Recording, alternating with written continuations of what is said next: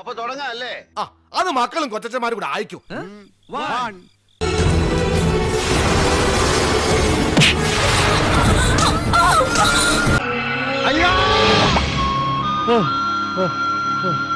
മാതാവേ, ഞാനൊരു മനുഷ്യനാണെന്ന കാര്യം കൂടി ഓർക്കണ്ടേ. ആ ജന്തു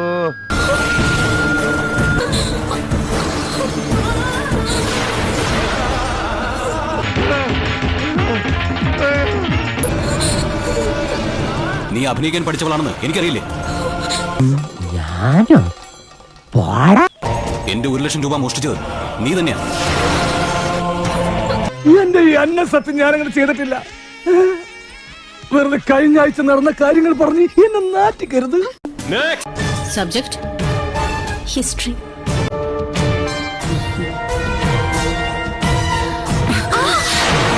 അപ്പൊ ഞാൻ തന്നെ തുടങ്ങി.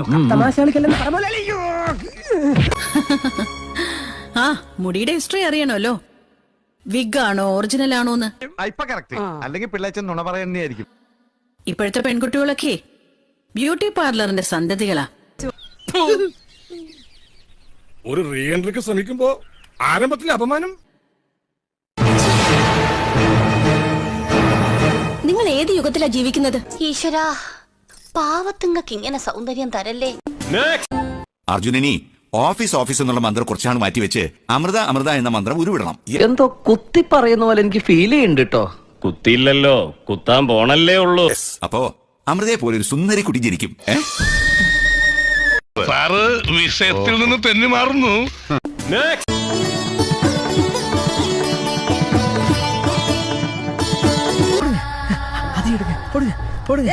என்னடா பண்ணிட்டு இருக்கற? பொம்பளைங்கள மாதிரி இப்படி பேசிட்டு இருக்கற நீ?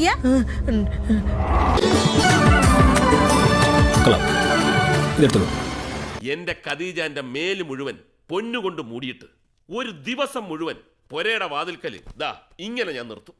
ഇതിനെന്താ വില? Around 5 lakhs. ഇത് ഞാൻ പിന്നെ വാങ്ങിച്ചോളാം. ഇദ്ദേഹം വലിയൊരു കോടീശ്വരനാണ്. അതെ അതെ, അംബാനിക്കൊപ്പം പണക്കാരനാണ്. അംബാനിയേക്കാൾ. ഓ, ഇത്തവണത്തെ ഇയറിലെ കണക്ക് നോക്കിയപ്പോഴല്ലേ? അതെ അതെ, അംബാനിയേക്കാൾ മേലെ പണക്കാരനാണ്. അഭിഷേക് നല്ല തമാശ പറയുന്ന ആളല്ലേ? അതെ അതെ.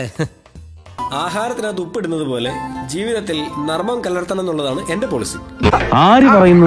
ഞാൻ കേട്ടിട്ടില്ലല്ലോ. അസൂയ കൊണ്ട് പലരും പറയാറില്ല, അതുകൊണ്ട് ഞാൻ സ്വയം പറയുന്നു. തമാശ പറയും, ചിരിക്കണോ വേണ്ടേ എന്നുള്ളത് കേൾക്കുന്നവർക്ക് തീരുമാനിക്കാം.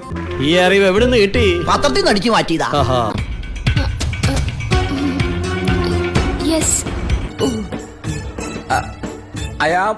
Fine thanks. ഇവൾ നല്ല ബുദ്ധിയാണ് സാറേ. ഈയിടെയായിട്ട് എന്ത് പറ്റിയെന്ന് അറിയാൻ പാടില്ല. It's A memorable day.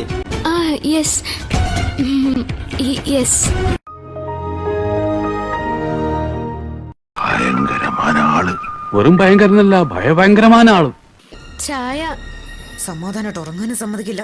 നാശം. അവിടെ അങ്ങനെ വെച്ചിട്ട് പോടി. അയ്യോ, അങ്ങനെ പറഞ്ഞൂടാ. പിന്നെ ഞാൻ എന്തിനു വന്ന?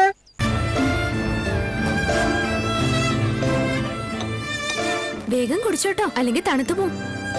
ഒന്നും വിചാരിക്കരുത്, എന്റെ ഒരു ഗതികേട് കൊണ്ടാ. എല്ലാരും ഗതികേട് കൊണ്ട് തന്നെയാ. ഇത് കൊണ്ടൊന്നും ഞാൻ തളരില്ല. ചേച്ചി എന്തായി? സംഗതി കുളമായി. ഇത് ഇതിന് മാച്ചിങ് ആണോടി?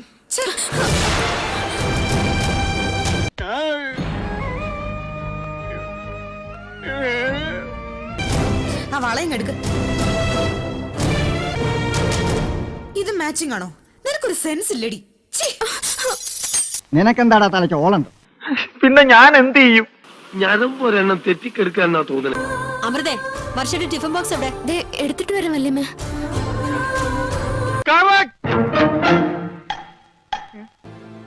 അതെങ്ങനെ? ആഹാരം കഴിക്കുമ്പോ വായി നോക്കി നിൽക്കുമല്ലേ? സമ്മതിച്ചിരിക്കുന്നു നിന്റെ ചങ്കൂറ്റം. താങ്ക്സ്. ചങ്കൂറ്റമല്ല, അവസ്ഥ. ഓ മോളുടെ ചെരുപ്പെടുത്ത് വെക്കേ. പറയുന്നോണ്ടൊന്നും തോന്നരുത്, പക്ഷെ പറയാതിരിക്കാൻ പറ്റില്ല. നീ സ്വയം നിയന്ത്രിക്കണം.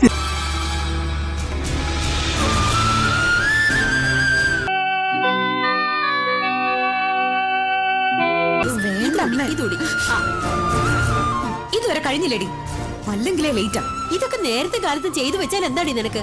വിട്ടുകളിയാണ് നിന്നെ. മറന്നുപോയ വല്ലമ്മ. നിന്റെ ഒടുക്കത്തെ മറവി. ഒരു ദിവസം മാറ്റി തരുന്നുണ്ട് ഞാൻ. നാമം എന്താണെന്നും ഉണ്ടായിരിക്കുന്നത് ഇപ്പോഴും എന്റെ ഞെട്ടല് മാറിയിട്ടില്ല വൈദ്യരെ. ഇതിലെപ്പടി നനവാണല്ലോ. ഉണങ്ങിയ തുണി കൊണ്ട് ഒന്നുകൂടെ തുടക്കടി.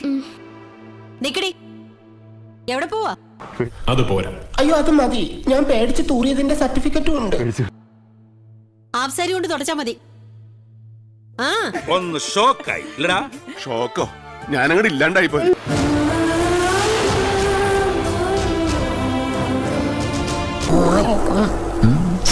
എന്താ ഉറക്കം വരുന്നു.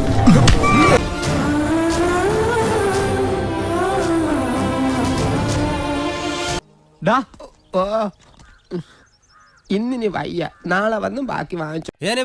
ഞാൻ പോകുന്നു.